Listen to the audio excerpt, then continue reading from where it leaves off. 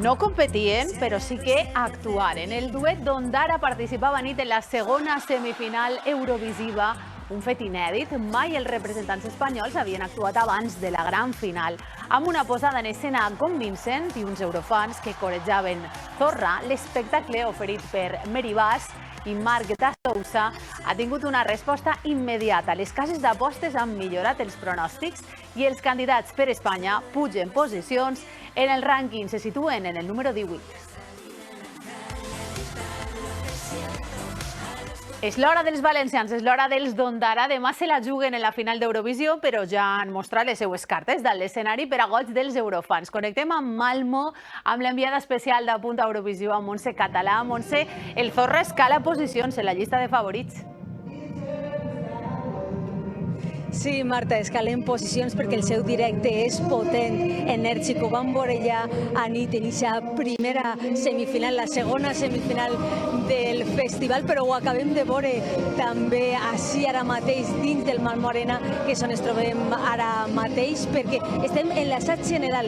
3 assajos tindrà Nebulosa abans d'aquesta gran final. Este que és només permès per a la premsa, el d'esta nit que ja tindrà públic, i demà al matí també en públic, però en públic infantil, per això de l'horari matinal. Acabem de veure, ja han actuat així Marc i Meri i hem vist la seva vibració i hem vist que ho tenen tot absolutament controlat.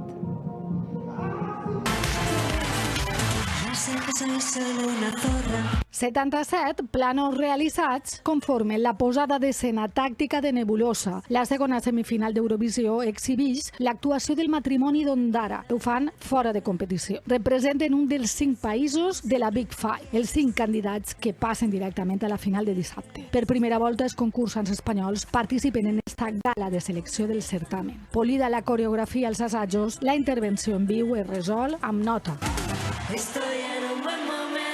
Llevamos ya casi 8 meses trabajando en la canción, en el proyecto, en este show que vamos a hacer que la gente en España vibre. Y en esa prueba de foc, que es el directe, la plom suma punts. Más para la voz es muy importante siempre, lo digo, ¿no? La salud mental y el estar tranquilo. Entonces, en un ambiente así donde suceden tantas cosas que no están en tu control, pues hace falta tener mucho control mental. Els eurofans no tenen un director vocal, però afinen corejant tota la lletra.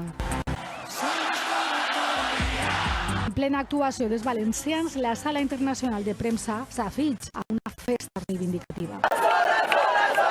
Estoy enamorada de ellos, me parece que llevan un mensaje y ellos mismos son un mensaje súper importante sobre que no hay edad para cumplir los sueños.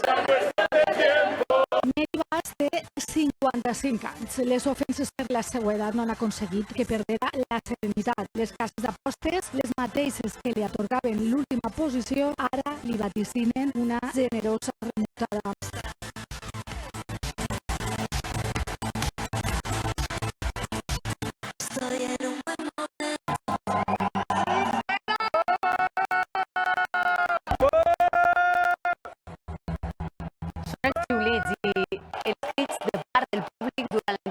De Dengolan, la cantant que representa Israel durant la segona semifinal d'Eurovisió. A nit, una part dels assistents protestava així per la polèmica participació d'aquest país en el concurs.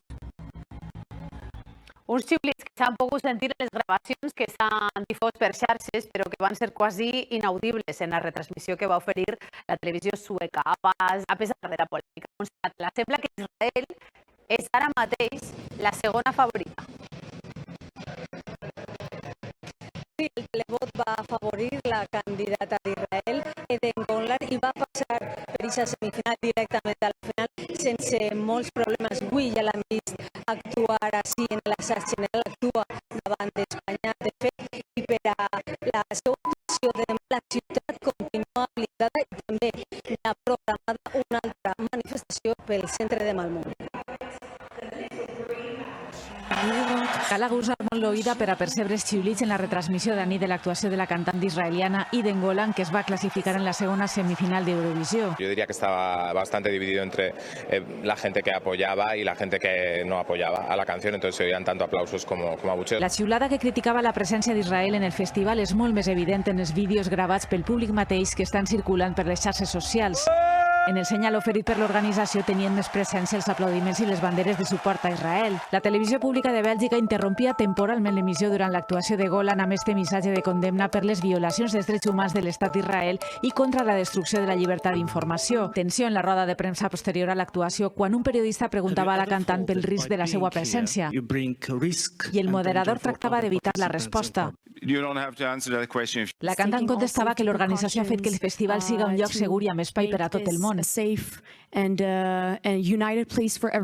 Als carrers de Malmo s'han succeït les protestes de manifestants contra la participació en el certamen d'un país a qui acusen de massacrar el poble palestí. Concentracions també de signe contrari, amb veus que reclamaven celebrar la música i la felicitat en lloc de l'odi. Polèmica també per la filtració per error a la televisió italiana de les votacions dels seus espectadors que donaven a Israel vora el 40% dels vots i el convertien en el més votat al país transalpí. Això podria ser un indicador del suport massiu que la cantant israeliana podria rebre d'altres països europeus. De fet, les cases d'apostes la situen com a segona favorita en el rànquing eurovisiu.